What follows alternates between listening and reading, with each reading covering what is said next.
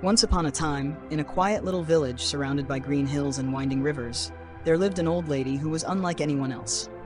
She was not rich, nor did she hold any position of power, yet the people of the village loved her dearly.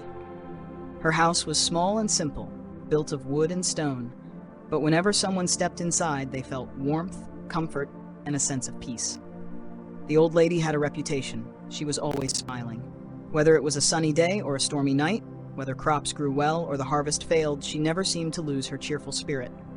She was known for being kind, wise, and endlessly patient.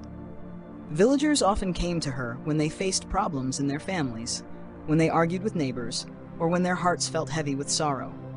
Somehow, after a talk with her, they left lighter, as if a burden had been lifted. One afternoon, a young man from the village knocked on her door. He had often watched her from afar, puzzled by her calm and joyful nature. He had struggled with his own worries. Work was difficult, money was short, and he sometimes felt like life was unfair. That day, he finally decided to ask the question that had been troubling him. "Grandmother," he said respectfully, "why are you always happy? No matter what happens, you smile. Don't you ever feel sad when things go wrong?" The old lady smiled gently, just as she always did. Her eyes, though lined with age, shone with kindness. "My dear," she replied, "life is full of ups and downs. Some days are good, and some days are bad. But I have learned that happiness does not come from what happens around us. It comes from inside." The young man frowned slightly, confused. "I don't understand. How can you be happy when bad things happen? Doesn't sadness overwhelm you?" The old lady took a deep breath and nodded. "Let me tell you a story from my own life. Perhaps then you will understand." Her voice grew softer, carrying the weight of memory. "When I was young, I had a family. I had a husband and children. We were not rich, but our days were filled with laughter. We worked hard, we shared meals together, and though we lacked many things, our hearts were full. I thought those happy days would last forever. But one day, my husband became very sick. We did not have enough money for medicine. We tried everything, but nothing worked. He grew weaker each day, and then one morning, he was gone." Her voice trembled, though her smile remained. "It was the saddest day of my life. I cried until I could no longer cry. I thought I would never smile again. I believed my happiness had died with him." The young man leaned closer, listening carefully. He had never heard her speak so personally before. "After some time," she continued, "I realized something important. My sadness could not bring my husband back, but my children still needed me. They needed me to be strong, to guide them, to give them love. If I lived in sorrow forever, I would lose not only my husband, but also the chance to raise my children with joy." Slowly, I began to look at life differently. I understood that life will always have good moments and bad ones. Pain is part of being alive, but I decided I would not let the bad moments steal away all the good. I chose to live with happiness again, not because life was easy, but because my heart needed it. The young man looked at her in surprise. "But how did you manage that? How do you stay happy each day?" The old lady's smile deepened. "Every morning when I wake up, I say to myself, 'Today is a new day. I will find something to be happy about.' Some days, it is simple. The sun may shine, a flower may bloom, or I may meet a friend on the road. Some days are harder, but even then, there is always something small to be thankful for. Happiness does not need to be grand. It is often hidden in the little things."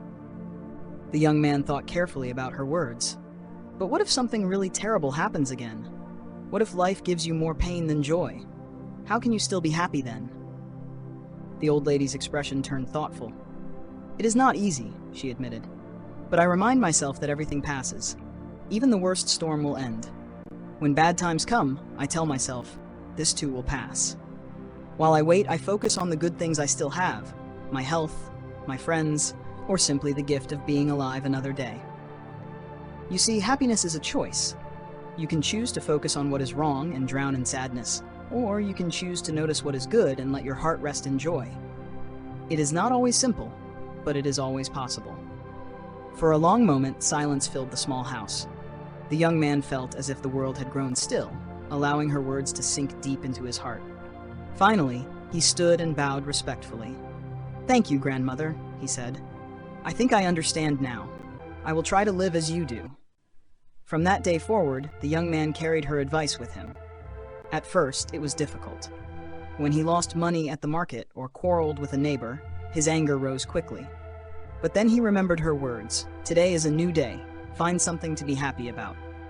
Slowly, he trained himself to look for the good in every situation. Sometimes it was a kind word, sometimes the beauty of the evening sky, sometimes just the taste of a warm meal after a long day. As the months passed, he noticed something remarkable. His life had not changed much. He was still not rich, and challenges still came. But his heart was lighter. He no longer carried sadness as heavily as before.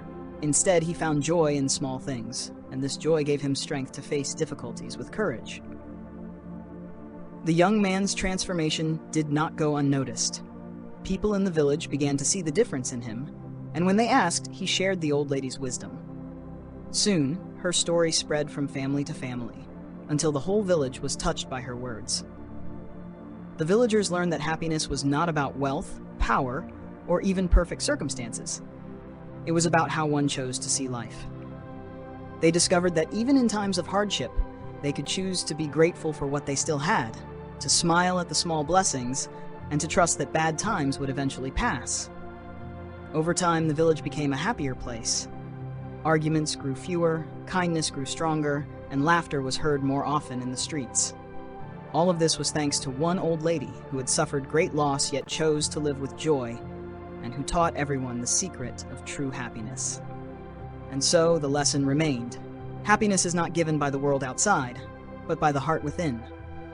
No matter how difficult life may become, we can always find joy in the small things. Life's challenges will pass, but a positive attitude allows us to remain strong and content. The young man, now grown older, would often repeat her words to the younger generation. Happiness is a choice. Choose wisely, and you will never regret it. And the little village, nestled in the hills, remained a place of warmth and peace, forever carrying the wisdom of the smiling old lady.